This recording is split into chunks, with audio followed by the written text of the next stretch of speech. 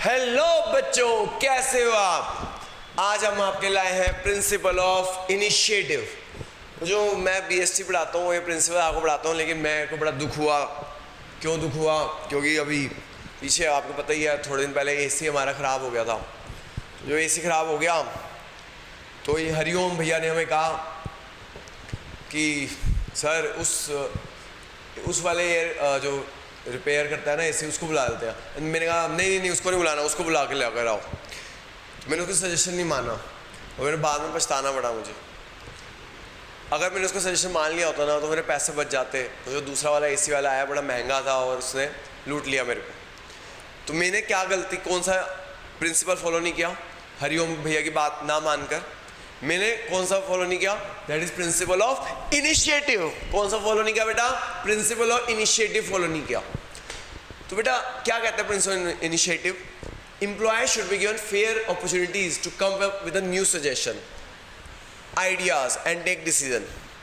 यानी कि हमें अपने एम्प्लॉयज़ को वेलकम करना चाहिए। अगर कोई हमें सजेशन दे रहे हैं, आइडियाज़ दे रहे हैं और हमें डिसीजन मेकिंग में हेल्प कर रहे हैं तो उनके हमें ध्यान सुननी चाहिए। और कोई बहुत अच्छा सजेशन है तो उनको रिवॉर्ड भी देना चाहिए। मैं खुद कह रहा हूँ, तो इसलिए मैंने कौन सा प्रिंसिपल फॉलो नहीं किया बेटा? ये केस स्टडी बन गई। मैंने कौन सा प्रिंसिपल फॉलो नहीं किया? प्रिंसिपल इनिशिएटिव फॉलो नहीं किया। काश मैं हरिओम भैया की बात मान लेता तो मेरे कम से कम 50% पैसे बच जाते। ठीक है जी। तो प्रिंसिपल इनिशिएटिव यही कहता है कि एम्प्लॉयज़ को फेयर अपॉर्चुनिटी देनी चाहिए कि वो आए, हमें नए सजेशन दे, आइडियाज़ दे और डिसीजन ले। Manager must welcome the suggestion of employees. Manager को वेलकम करना चाहिए सजेशन ऑफ द एम्प्लॉयज़ के लिए। ठीक है। Initiative does not means disobedience.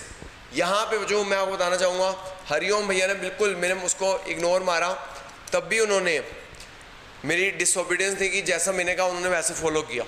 ये मैं उनकी अप्रिशिएट करना चाहूँगा। तो initiative does not mean disobedience. यहाँ पे इनिशिएटिव का मतलब बिल्कुल नहीं है डिसओबीडियंस। कि अगर मैनेजर कहता है नहीं, वो एग्री नहीं करता एम्प्लॉय की बात से, तो इसका मतलब ये नहीं है कि एम्प्लॉय कहता है मैं नहीं आपकी बात मानता, मैं नहीं करूँगा। तो उसको ठीक है, उसने नहीं मानी तो ठीक है, जैसा मैनेजर ने कहा है वैसे काम करे। तो यहाँ पे इनिशिएटिव का मतलब बिल्कुल नहीं है डिसओबीडियंस। अगर वो मैनेजर से बात से सहमत नहीं है तो उसको क्या करना चाहिए? जैसा मैनेजर कह रहा है वैसे काम करना चाहिए। तो जो लेकिन अगर मैं पॉजिटिव इफेक्ट क्या होगा? हम अपने वर्कर्स की बात सुनेंगे, उनकी सजेशन मानेंगे, तो इसका इफेक्ट क्या होगा? मोटिवेशन मिलेगा वर्कर को कि सर ने हमारी बात मानी है। अगर मैं उनकी बात मानता वो उनको मोटिवेशन मिलता और वो और अच्छा काम करते और मेरे लिए बेटरमेंट करते। यानी मोरल स्टोरी कि अगर हम ये मान लें, वर्कर्स की बात मान लें कि काम कैसे होगा, तो वो और मन लगा के काम करेंगे और इफेक्टिवली काम करेंगे और एफिशिएंटली काम करेंगे। ठीक है। जो दिस इज प्रिंसिपल इनिशिएटिव। इसके जो केस स्टडी क्या हो सकती है? इसके ऊपर केस स्टडी आ सकती है बच्चों। एक मैनेजर है, वो ask for suggestion to increase sales. अपने एम्प्लॉयज से सजेशन मांगी कि भैया किस तरह सेल्स बढ़ाई जा सकती है। Employ come up with the idea to open a website, कि एक वेबसाइट खोल लेते हैं, ऑनलाइन हमारी सेल्स बढ़ेगी। तो उन्होंने सजेशन मान ली और उनकी सेल्स बढ़ गई। Which principle is followed here? Answer is principle initiative. तो बच्चों मैंने 2 केस स्टडी आपको एग्जांपल दी, एक अपनी और एक बुक की थी वो। ठीक है बच्चों, आगे चलते हैं। अगला है बच्चों, अरे ये क्या गायब हो गया? हाँ, अगला है बच्चों प्रिंसिपल ऑर्डर। बच्चों मैंने आपको बताऊँ, मैं आपको प्रिंसिपल पढ़ा रहा हूँ लेकिन खुद ही प्रिंसिपल फॉलो नहीं करता। क्योंकि मैं आपको बताया मैनेजमेंट यूनिवर्सल परवेसिव, और अगर मैं अपनी ज़िंदगी में ये प्रिंसिपल फॉलो कर दूँ काफ़ी ज़्यादा मेरे को दिक्कतें ना आए। प्रिंसिपल ऑर्डर, यहाँ पे ऑर्डर का मतलब बिल्कुल ये नहीं है कमांड। ऑर्डर मतलब order here does not means command. Order का मतलब है there must be a proper place for everyone and everything. There must be a proper place for everyone and everything. एक प्रॉपर प्लेस होनी चाहिए everyone की और everything की। जैसे बच्चों मैं मेरा अपना एग्जाम्पल में वही, मेरा बेटे में अभी यही आदत है कि वो स्कूल से आता है, बैग किधर, बेल्ट किधर, सॉक्स किधर, फिर सुबह फटाफट हम लेट हो रहा होता है हमें रोज़ स्कूल पहुंचने में, उसको छोड़ने में। क्यों लेट हो रहे होते हैं? वो क्यों लेट हो रहा होता है?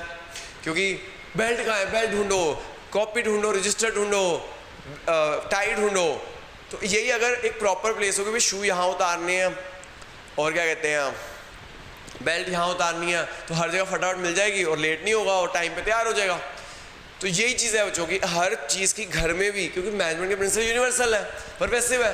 तो अगर हम यही चीज़ हम यहाँ फॉलो कर दें मैनेजमेंट में भी कि भाई कि ऑर्गेनाइजेशन में there must be a place for everyone and everything, तो आपका ऑर्डर रहेगा। ठीक है जी। Order here does not means command, it means orderly arrangement of men and material for maximum efficiency. Fixed place for everyone and everyone. क्या मतलब है बच्चों कि भैया हर चीज़ की even every one and everything, everything मतलब मैन, एवरी वन मतलब man, personnel यानी human beings, and everything, everything is क्या होता है बेटा, एवरीथिंग होता है आपका रॉ मटेरियल, मशीन, यानी कि सबकी एक फिक्स प्लेस होनी चाहिए, सबको पता होना चाहिए ये चीज़ यहाँ मिल जाएगी, अगर ये चीज़ यहाँ मिल जाएगी तो हमें टाइम वेस्ट नहीं होगा, हमारे इफेक्टिवली एंड एफिशिएंसी आएगी।